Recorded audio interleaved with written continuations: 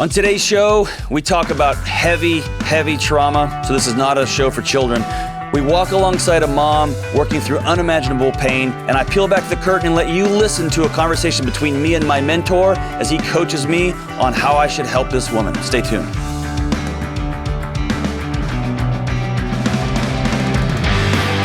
What up? This is John with the Dr. John Delony Show. I hope you are doing well. Thanks for choosing this podcast out of the 18 trillion that exist, including your cousins, your granddad probably has a podcast, your mother for sure has a podcast, your mom has a podcast. I bet that's even a thing now. I'm so glad you're here. If you want to be on the show, give me a shout at 1-844-693-3291. We talk to real people about real challenges, and we walk alongside folks trying to make the next right decision.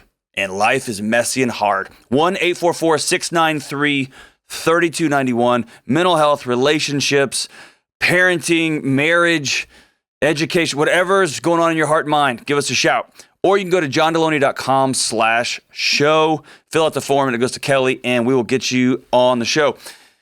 This is a very special episode, and I'm super jazzed about it for two reasons. Number one, I get to talk to one of my favorite people in the world. It's my practicum supervisor, a guy. You know when they told you in elementary school, or in middle school and high school, if you just worked harder, you could be as fast as that guy, or you could lift weights like that guy, be as strong as him. It's just because you're not working hard. And then when you're about a junior or senior in high school, you realize that guy just jumps higher than me. Like, I could lift all day. He's just faster. I work really, really hard, and that guy's just Stephen Curry. He just makes baskets better than me, right? Well, I didn't realize until I was way too far down the road that also works academics for brain computational power. I just always, told myself the story, if you just studied more or read more, that you would be smart like these other people. And then I worked with Dr. Michael Gomez, that we're going to talk to today, he's my practicum supervisor, and I realized, his brain just works 10x mine. He's just smarter than me. I could study all day and read everything. Nope. He's just faster and better than me at this. So it's one of my great honors. So here's why I'm calling him today. This is exciting. So one of my meta goals for this show, right? One of the regular goals is to give people practical information they can take home and use to solve some of personal challenges that they're experiencing. One of my meta goals is to show people what it looks like to live a healthier, well life. And so what I want to do is pull back the curtain whenever I can on challenging issues, on regular issues, on just normal everyday life for things that most people don't get to see. And so we got a call for today's show from an extraordinary woman in Texas who experienced some really outside of the box trauma, and she also has a child with very particular special needs. And so Dr. Gomez is a friend of mine, and he's a mentor of mine, and he also is a expert child psychologist in trauma and in autism. And it just so happens that this particular call is about how to talk to a young person with autism about family trauma. And if you don't have a young person with autism in your life, this show will still be really important for you. But I knew, I need to get some deeper insight into this. Any good counselor does this. Any good therapist does this. Any good doctor does this. Any good academic does this. When they're faced with something that they want to get some more information and some more depth on, they don't go to the internet and read headlines. They call an expert and they ask hard questions. They do this about plumbing too, by the way, and how to raise chickens and how to fix your tire on your car, whatever, right? So I wanted to give you good folks a ringside seat to a conversation between two professionals talking about the particulars here. And so we reached out to Dr. Gomez and I said, hey man, would you mind being on the show and talking me through this and helping me think through this particular question? He said, absolutely, I'm in. And so I'm going to go straight to Dr. Michael Gomez on the phone. Hola, muchacho. How are you doing? Hey, Dr. Delony. Can you hear me okay over there? Yeah, I can hear you great, man. You can just call me John. I'm back to being one of your students again, so it's good for me. Okay, well, you earned the doctor. Also, that was maybe the best compliment I've ever been given at any point in time, so thank you for that. You're welcome, man. How are you? Doing well, doing well. Good to hear from you. Good to talk to you. Hey, so before we go any further, you just got some big, fancy new gig. Tell me about this. Yes, I with the profession you see listed is one that will be starting in October. I do a lot of work, as you say, with trauma and autism. I was lucky enough to get offered a spot at Emma Pendleton Bradley Hospital, part of the Lifespan Institute in Providence, Rhode Island, which is one of Brown University's teaching hospitals. So wonderful place, amazing team, stellar nationally and internationally, and just wonderful people working there and wonderful kids. So if you're a listener, this is how two roads diverge in a wood. Yoda gets a job at a Brown teaching hospital, which is one of the most extraordinary academic institutions on the planet. The other guy gets a YouTube show. That's how our paths converge, Dr. Gomez, are separated, went our separate ways. So way to go, man. All right, hey, I appreciate you being willing to talk me through this situation. All right, so here's the story. A couple is married, and then they get divorced. And my understanding, and I haven't talked to this woman yet, so I'm just going through an email that was sent. They get divorced. The guy was not a good husband, but a really excellent father. He gets has a relationship with somebody else, and mom and her autistic son go their separate ways. Dad is still super involved in his autistic son's life. He's a great father. They have become friends again, good co-parents. And then rather suddenly he, for reasons unknown to really anybody, he murders his new girlfriend, their kid, and then he commits suicide. It's all over the news. It's a big thing in the city with which they live. Mom has to tell autistic child this news and grieve herself.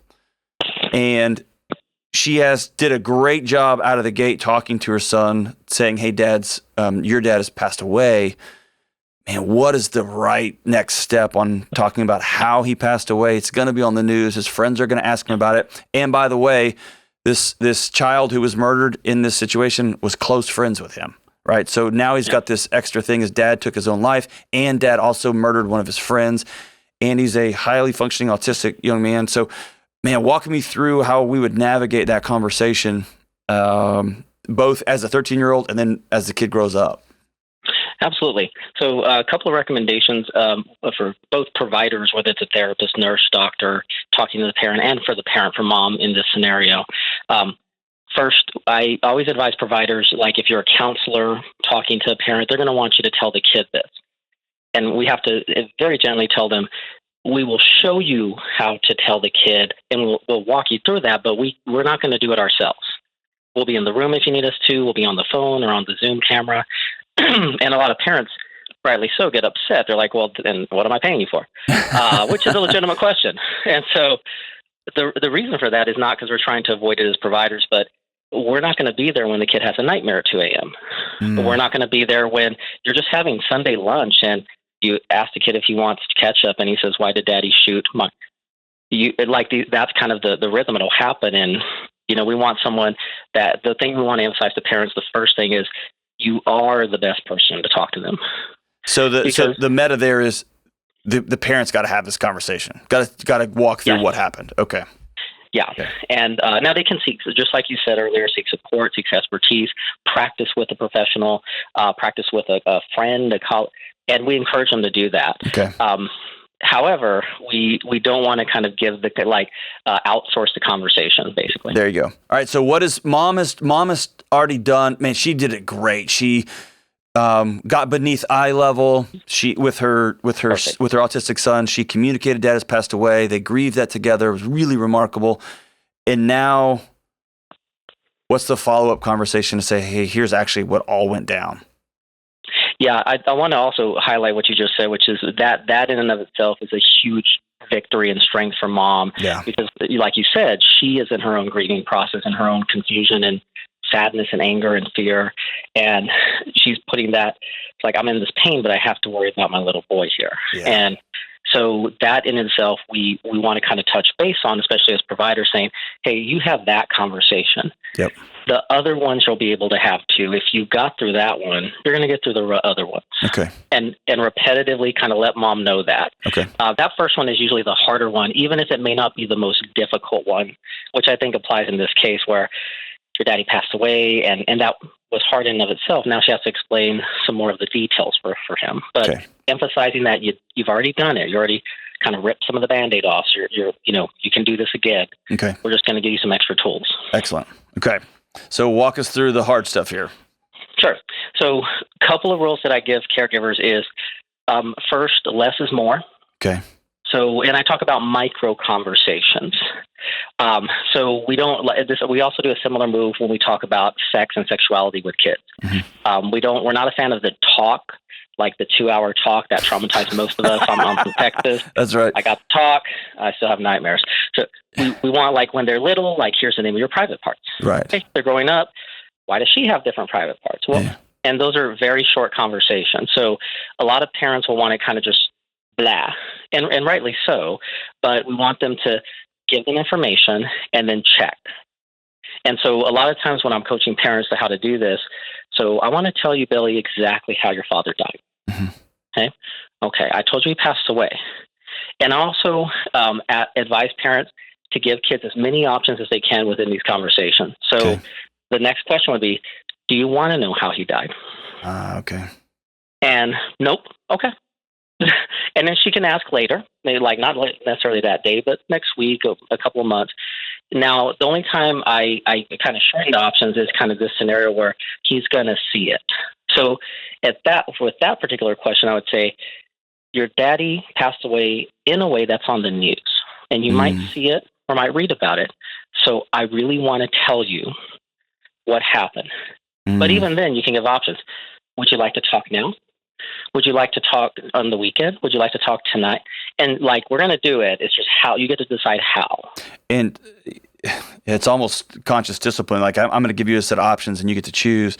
And, exactly. But that's letting a child in a moment that's going to feel really powerless. It's allowing that child to retain some shred of autonomy, right? Like like I'm holding on to, I can control some of this, right?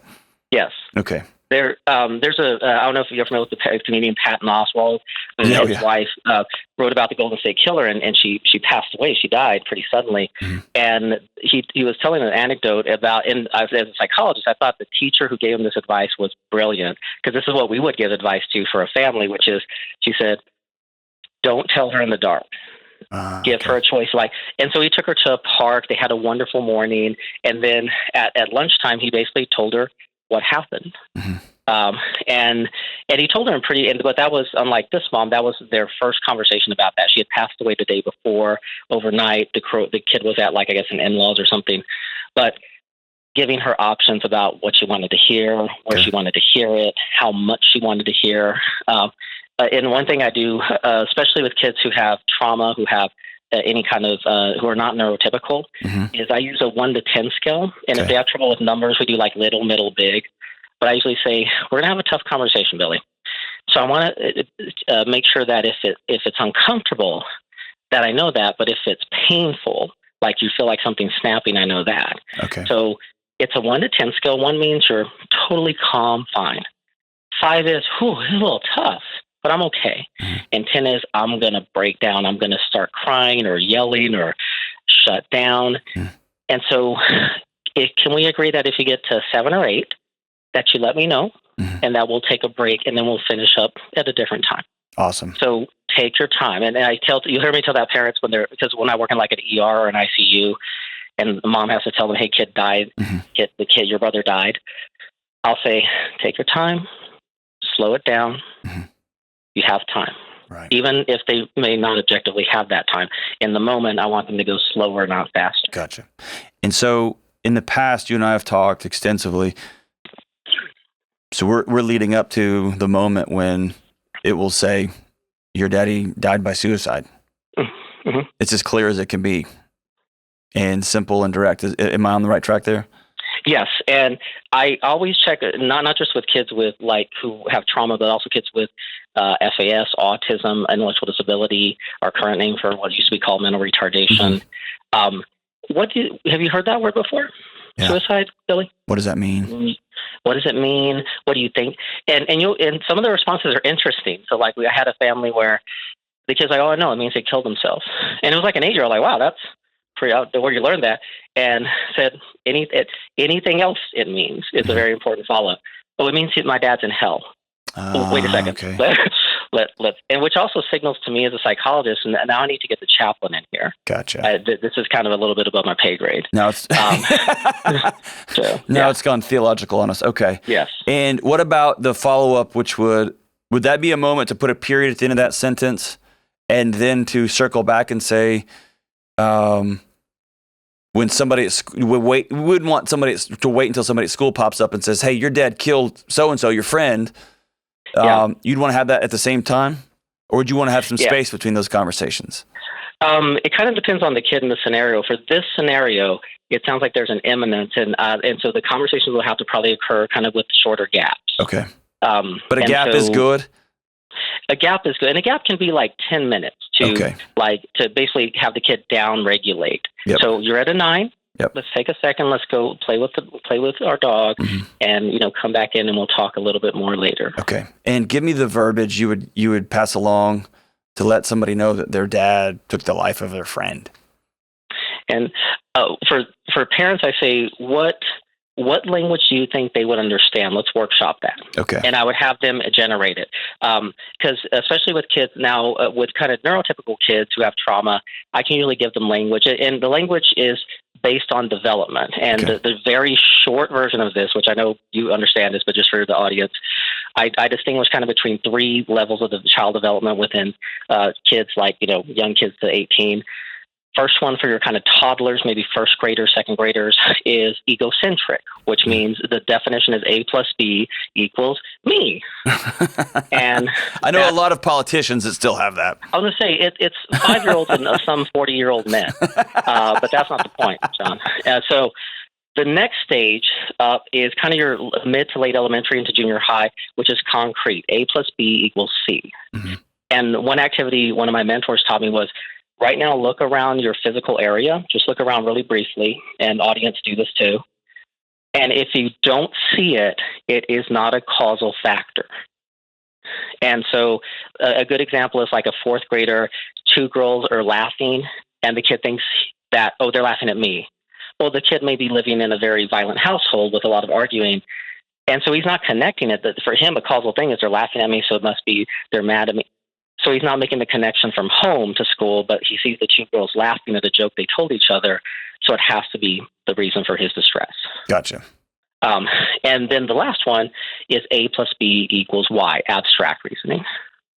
And this is where it can actually get kind of theological, and then this is where I would tell a parent, if they do have a faith-based community, to let's talk to that person. Okay. If they don't, they can just have the conversation however they feel comfortable. But again, to practice that, and a really good rule of thumb, when I'm prepping parents, I'll say, I'll do a question that's kind of mean, like, let's say, did you hate my dad? Mm-hmm. And they're like, why would he ask that? Like, well, what would you say? And they stumble, which is correct. I say, you can say, I want to think about how to answer that. Yep.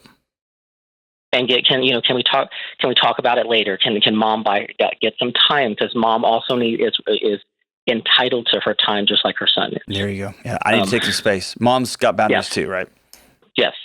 And so to go back to your question, so for an egocentric, like a kid, and if you're like for kids who are not neurotypical, if you're confused, are they concrete or egos? I'm not sure. Go to the one below. Right. So egocentric. So go to the lower denominator. And so for an egocentric kid, would say, for example, your dad shot. It'd be as concrete as possible. If they know, or your dad took a life, maybe too abstract. Okay. Your dad hurt them very badly. He killed them. Mm-hmm. Then he killed himself, and it had nothing to do with you. And then you just got to own that space and that weight and that silence. Yep. Right. Yep, and just silence is probably the hardest part of these conversations. Not what you say, but when you take a break. Right. For a concrete kid, it would sound very similar, but I would say probably the last statement said, I would say it had nothing to do with you. Do you feel safe right now? Yeah. In this room, in our house? Do you feel safe at school? Like those really super concrete things that kids might be worried about. Like, well, is he going to hurt? Like, someone going to hurt us now? Right. And for abstract kids, what do you think this will have? Like, are you worried about kids at high school bringing this up for you, buddy? Yeah. If so, what kind of plan can we generate to make sure you feel like you're safe over there? And you can kind of go, basically your zip code can enlarge depending on the developmental stage. Awesome. But I still kind of like work off of that. I love it's it, not your fault.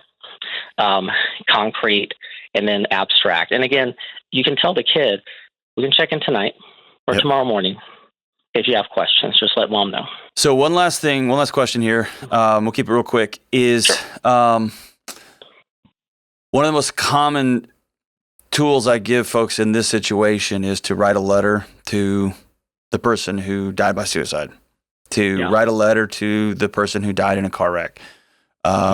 And it's okay to be angry. It's okay to be frustrated. But what I want to gently do is to steer them towards, often when we experience, our loved ones die in a traumatic way, we get frozen on their current pain that they're currently still hurting. And there's something about writing a letter to them, letting our feelings be heard and moving them past, they're not experiencing that pain anymore. Right? Yes. That lets us go, whew. My question for you is, does a 13-year-old with autism, I've had that backfire on me when working with clients with special needs. Does that work with a kid with autism? So the short answer is it does. It just works kind of differently. Okay. And so one of the things, there's some, again, wonderful resources out there. And I think that's a great first step for a family. If they run into trouble, or even if they don't, I usually advise them, like, seek a therapist. The model that's probably the most evidence-based is trauma-focused CBT for traumatic grief. They can, and it's actually trauma-focused CBT has data for kids with autism and trauma. Excellent. Good. Okay. Yeah, and I think it actually is available in both in Texas and also in your area of the U.S. Cool. But when we're doing that, I would also ask the parent, how the way your son processes information, do you think this would work? Do you think a picture would be better? Do you think he has to do something physical? There you go. Yeah. How does he, not just with this, but how does he process stressful information, like he failed a test or somebody is bullying him, something that's not obviously equivalent, but something that will trigger a stress response? How does he best process that?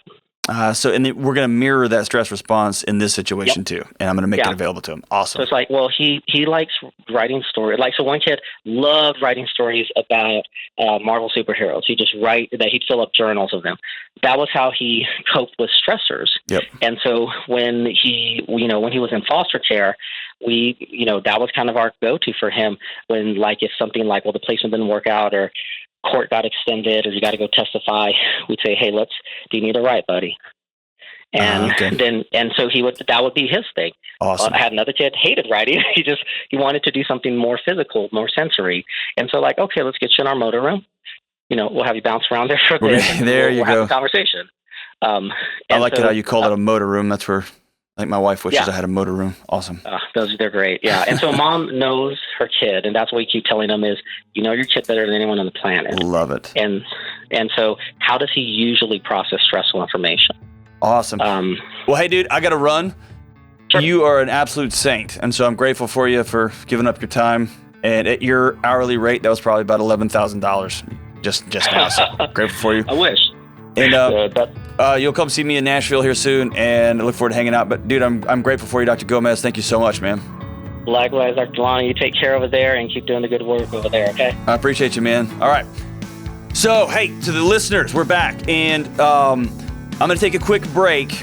And what I'm going to do during this break is I'm going to interpret the mind of a brilliant trauma psychologist and how I can communicate that to a hurting mom from my home state.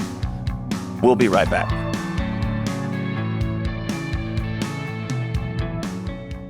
Hey, I want to take a quick break and talk about something important, your mental health.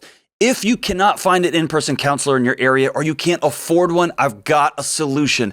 I've partnered with BetterHelp for customized online therapy for you. Video chat, phone, or even text chat counseling with licensed therapists that are going to help you become a better version of yourself. help you get on the road to being well. Go to betterhelp.com/Delony for 10% off your first month.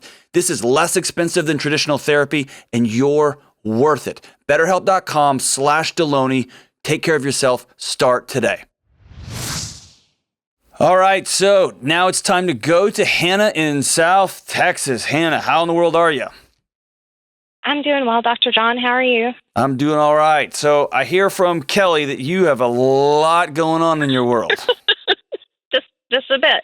Whew, man. So I have heard secondhand, I don't know, I'm removed, but you and I have never spoken. And you know that you're part of a special episode today where I know enough or a little bit about some of the details that I called a friend of mine and a former mentor of mine, or a current mentor of mine, who's a renowned trauma psychologist who works with traumatized kids and with autistic kids. And so that seemed to fit your situation. So walk me through what happened. My son is he's been diagnosed with high functioning autism and ADHD back in 2014. Okay. So he was about 6. We were my ex-husband and I were stationed overseas, and they didn't have the ability to diagnose him. So he was a little late on being diagnosed at about 6 or 6.5. Okay. And, you know, we were working through that. My ex-husband, his dad and I divorced. We separated in 2016, and the divorce was finalized in 2017. Okay. His dad moved back to his hometown, and I moved back to mine. So there was a few hours difference, but in terms of the commute. But he was a rock star. So he was not an ideal husband by any means, but he was a rock star dad. And we'd gotten to a point where we were back to being friends. His dad would call me if he needed some help or some suggestions or guidance or just a sounding board. And I would call him because I'm like, hey, this is what we're experiencing with JB. What are your thoughts on this? So y'all are co-parenting together. Yeah, absolutely. Awesome. Like I said, he was not an ideal husband, but he was a rock star dad. And, you know, our kiddo just worshipped to the ground. His dad could do no wrong, which is what kind of makes this even harder. Yeah. So do me a favor, would you? Take a big, deep breath and hold it for kind of 1, 2, and 3, okay? Take a deep breath. Hold it. 1, 2, 3, and let it out. Okay. All right. So bring us to last weekend. So I was at work. So I'd gotten his dad had called him. His normal routine was to call him at bedtime, and they talked for about 20 to 30 minutes. And JB came down. He's like, I get to see my dad. And I was like, oh, nice of your dad to let me know. But okay. And so the next day I was on the phone with one of my girlfriends kind of complaining about how he'd made plans with our son, but didn't check to clear if we had anything going on. And that afternoon at work, I got a call from, just to make things easier, my mother-in-law, so his dad's mom. And it was just like ripping a Band-Aid off. She's like, he's dead. And I was like, what do you mean? And I'm thinking it's a car accident or something's maybe happened at work. And she said that she'd just gotten off the phone with the detectives, and he was dead. The girlfriend and her child were dead as well. They don't have all the details. There's an investigation, but the gun was closest to JB's dad.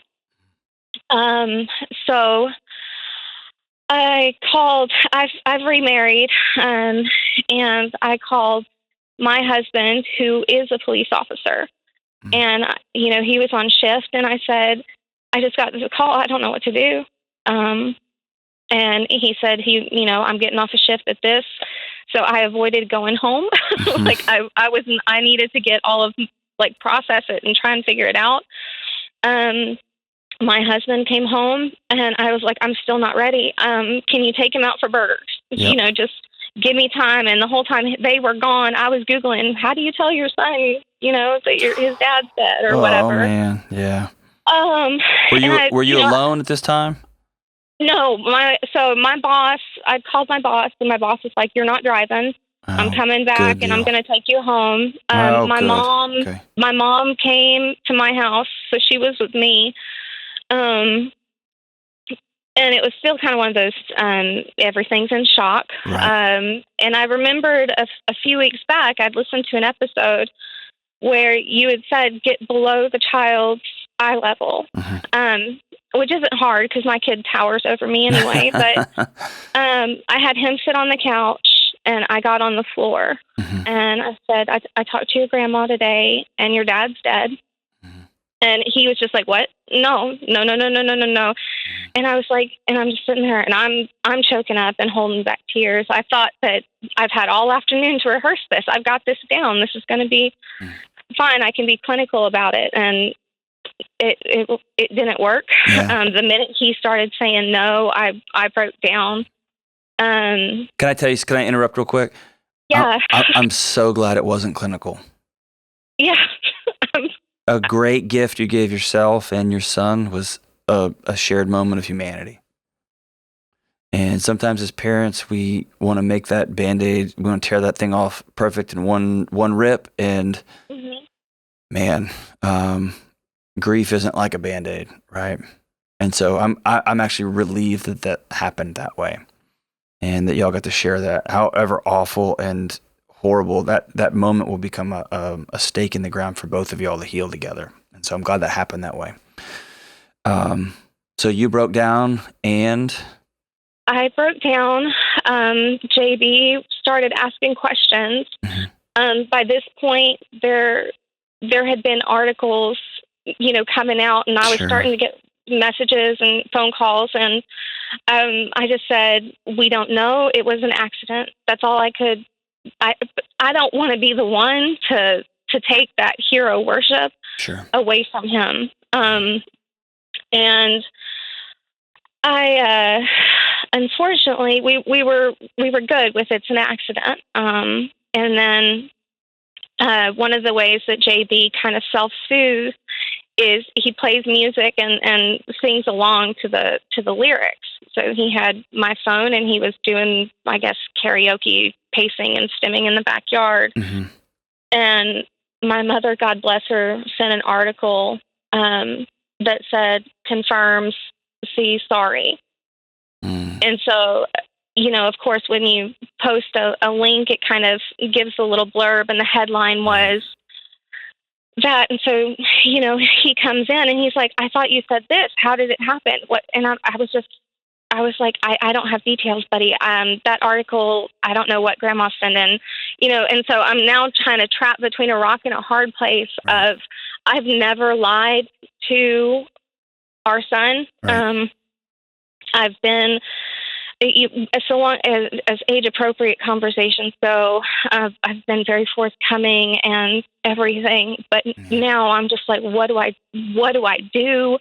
How do I answer these questions? How do I field these questions? What if somebody at school says something? Yeah. I'm also having to defend him to, my family and my current in-laws. Right. Because I'm getting it could have been you. It could have been you and your son. And I'm like, it couldn't have though. Like, I mean, I would hope not, because while we were married, I mean, he loved with such intensity. Yeah. Like he loved big, but he also messed up big. Sure. Yeah. So we just weren't good together. So bring me to right now. What does have you just avoided these conversations with your son? No. So when he asks questions, I I give him the answers that I have. Okay. So everything that's coming forward right now is what's in the news. The detectives are still doing their thing. They've got to do different tests and all of that stuff. So it's still an open investigation. So until I have anything concrete, I don't want to answer questions based on, a local news article. Sure. I want to get my information from the detectives. In my experience, detectives they'll say, "Hey, here's where we're leaning." If you have those conversations, they say, "This is what it looks like." Okay, here's what I'm getting at. There is the chance, so let's say you hear that set of facts, and one set of there's a part of you that would dream maybe he was murdered, right? Maybe that something happened to him, or maybe he came to protect that little girl from his crazy girlfriend. Right? There's those kind of those things that we dream about, and then the detective will say, I mean, we're doing some forensics just because that's what we do, but it's pretty clear that this is how this played out. Right. And what I don't want you to do is to put off and put off and put off when everyone around you either believes they have a narrative or is pretty sure that the narrative they've got is relatively right. And then the neighborhood kid is the one who tells your son, right? Does that make sense? And right, yeah. Has the detective hinted one way, this is what this looks like? So the last update that, and I'm getting the information from, his mom, the last update that they had was doorbell footage showed his dad coming in to the house, and there were immediately shots fired. They did not anticipate that they had time to defend themselves. Okay. So it definitely looks the way that the articles are presenting. Okay. Yeah. So what I'm going to tell you is because there's media out, I would err on the side of telling my son, here's what we best understand at this moment, and not put that conversation off any longer. Because what you don't want to do is to plant any seeds at any point, at any time, that mom's not going to tell me the truth. Okay. And you mentioned something earlier that I'm going to make sure you tattoo on your heart, which is you will not be the one that takes away his hero worship. That has already been done. You will be the person who volunteers to hold his hand and walk through that pain with him. And being the person who talks to him will not be and communicates what actually happened to him is not the person who took that away. Okay? Okay. That already has happened. There's a period at the end of that sentence. What you can do is one of two things. You can continue to pull away from him relationally, or you can lean all in and say, I'm going to walk with you, however hard this is. And so there's a big gap here that I want to make sure you're processing. And I'm sure someone's told you this, and if they haven't, it's okay to have your whole world blown up that your ex-husband has passed away. You can grieve him too, even though you're remarried and you love your new husband and all of that.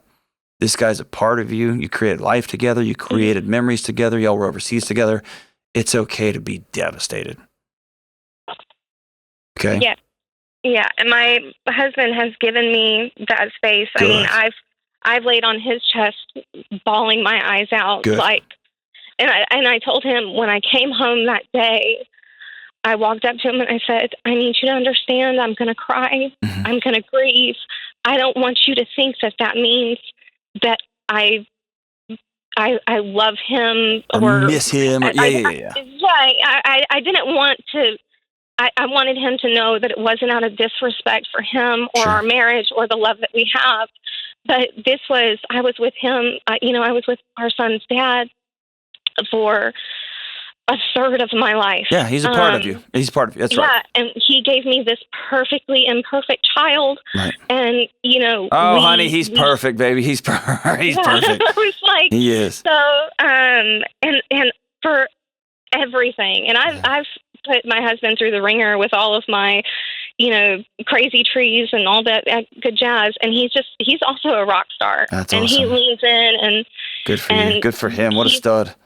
He went through, I had a box of memories and keepsakes from my marriage that were all of the photos, family photos and whatnot, and letters from his dad from when he was deployed, and in all the different trainings and whatnot that he'd written to JB that I kept to make sure that he would have those. And when he turned 18, I was going to say, here you go. Or when he was old enough to really understand them, I was going to hand them over.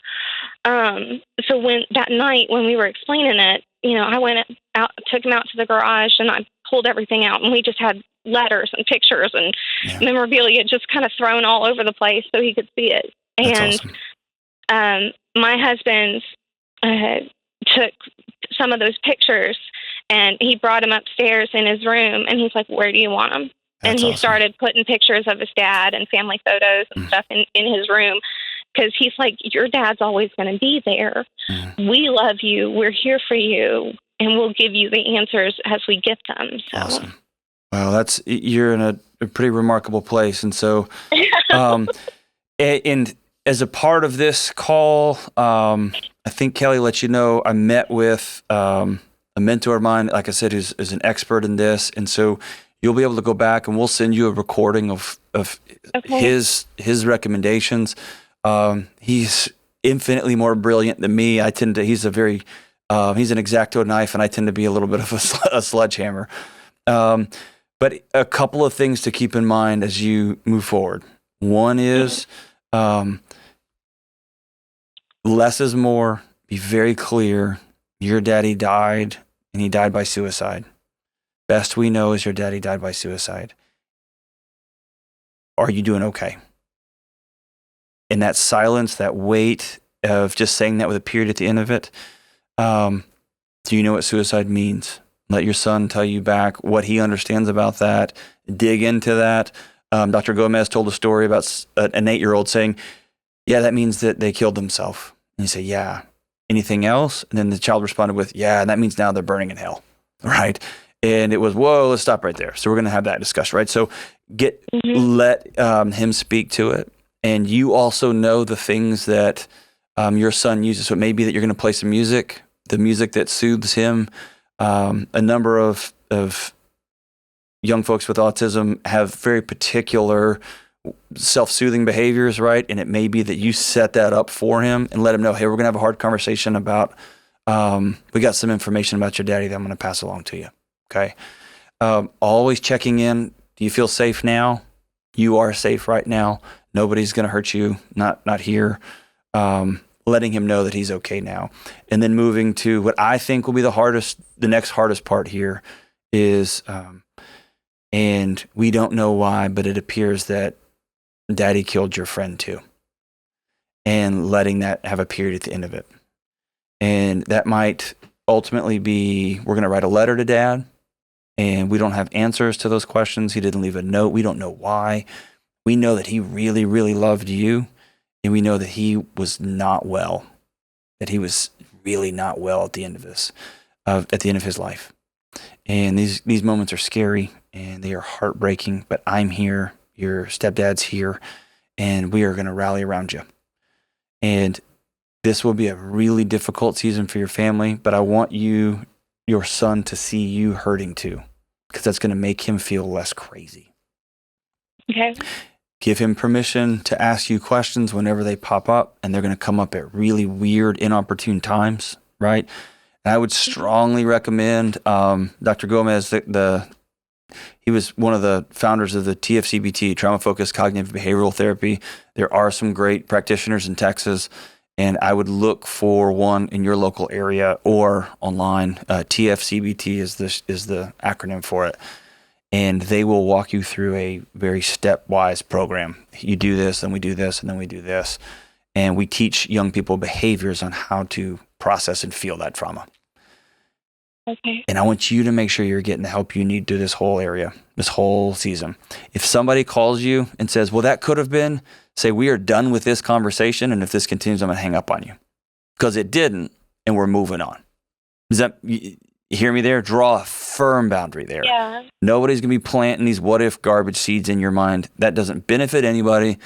That's somebody else's drama that they're not going to bring to your house, right? Yeah. 2 or 3 years from now, you may exhale and look at your current husband and say, that could have been us. Y'all can deal with that later. That's not for right now, right? Mm-hmm. And then most importantly is this. I want you and, again, whether it's writing a letter, drawing a picture, I want you and your son to communicate a vision of where your husband is now. And often when a kid experiences somebody, adults do it too, who's passed away traumatically, we still remember them in the car wreck, in that moment of pain, with the shot in their body. And that rattles around our hearts and minds and our souls. And there's something therapeutic about doing the exercise of where is he now? He was hurting so bad. He was sick. He was struggling so bad. He died by suicide. But right now he's at peace. Right now he's quiet and he's still. He's not hurting anymore. And there's something cathartic about that. And the big what if existential questions, is he in heaven? Is he in hell? That's going to be for you and your particular faith leaders to walk through together. Why did he do this? Why did he do this? That's going to be between you and a professional therapist. There's not going to be a lot of great answers to that. But I will tell you this. Dr. Gomez said this, and I'll reiterate it. The fact that you have already met with him and already done the hard thing to say your daddy died was so hard, and it was such an olive branch of trust to your son. You get to share that moment with him, to your new husband. Your son's really, really lucky to have you, Hannah. He's really, really lucky to have you. And I want you to, I want to thank you for blessing all of us.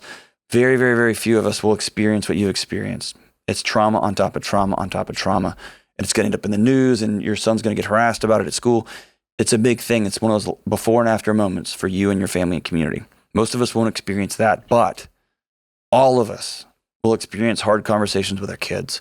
All of us will experience awkward grief when an old girlfriend or an ex-husband dies, and we don't know how to navigate that. All of us will be faced with gut-wrenching conversations. We don't know what's next. And I want to thank you for being brave and honest and open with us and letting us walk alongside you during this. For those listening, man, it's been a heavy one. It's been a heavy one. And I want to harken back, to circle back to the beginning with Dr. Gomez. I got 2 PhDs. Hundreds, if not thousands of people I've walked through hard conversations with, hard series. I've done these death notifications. I've gone into a house, into houses similar to what Hannah's ex-husband was involved with. I mean, I've been there. And even then, when you're dealing with the pain or the hurt or the discomfort or strong emotion of somebody else, I want to make sure I'm right. I want to make sure that I've crossed all my T's and dotted all my I's. And so I don't care how much schooling you have, how much experience you have, true professionals stop and pause and call somebody. True professionals, true people of character and dignity circle back and say, hey, I just want to make sure I'm right on this deal. And I'm not saying I get it right all the time. I don't. I know I screw up all the time, and I try to be honest when I mess it up. But we live in a culture now, we live in a world now where everybody's so quick to throw an opinion on a fire. Everyone's so quick to judge and to say, it's because of this, or you did it because of that. And I just want to give you a glimpse of behind closed doors. That's not the way most people that I know act. Most practitioners call another practitioner and say, I'm about to have a hard conversation with a hurting mom. I need to make sure I'm walking through this thing the right way. Or I've got expertise on trauma. I've got expertise on meeting with hurting families, but I don't have expertise in hurting families with a young person with autism. How do I do that one, right? Walk me through things I need to know about that. Or somebody who's got cancer, or somebody who, I know what I strongly believe about this political statement, but I haven't had this conversation with someone who believes this way. And so walk me through what this person might be feeling or experiencing. What I want everyone to do is slow down in our lives. Just slow down. Be a little more humble, a little slower to judge, a little quicker to be curious, a little quicker to ask one or two more questions, a little slower to judge, to shame, to say, oh, I know this one. I've been that guy, man. And you know what you do? You hurt people. With our kids, oh, that didn't hurt, you're fine. Maybe it did hurt. With our spouse, we should do it like this, right? Where now she has to choose between fighting me or just going along with it, right? We're so quick. I hope today's episode has given us all one moment of exhale. We're going to hug our loved ones a little bit tighter today. We're going to bridge that gap between those we love today because it's not worth it, man. You never know. And two, we're going to be a little slower to judge, a little quicker to reach out and make sure we're on the right path. I don't care if you've done something 100 times, 1,000 times. One more phone call doesn't hurt. You're going to be okay being wrong. You're going to be really gentle with people who are hurting. And right now, all of us are hurting. So let's be a little slower and a little gentler. As I wrap up today's show, man, I didn't mean for it to be this on the nose, but it's one of my favorite songs of all time. It's a slow, quiet song by an extraordinary songwriter named Joe Purdy. It's off the You Can Tell Georgia album. It was out in 2006. And the name of the song is Ode to Sad Clown, and it goes like this. Darling, I've been down and out ever since you left town. I ain't been the same no matter how hard I try. And sometimes we don't get to choose the ones who wear these walking shoes. I'm just a poor boy with the blues, and no, I ain't nothing new. I'm going to fill this whiskey cup, and I'm going to pick this banjo up.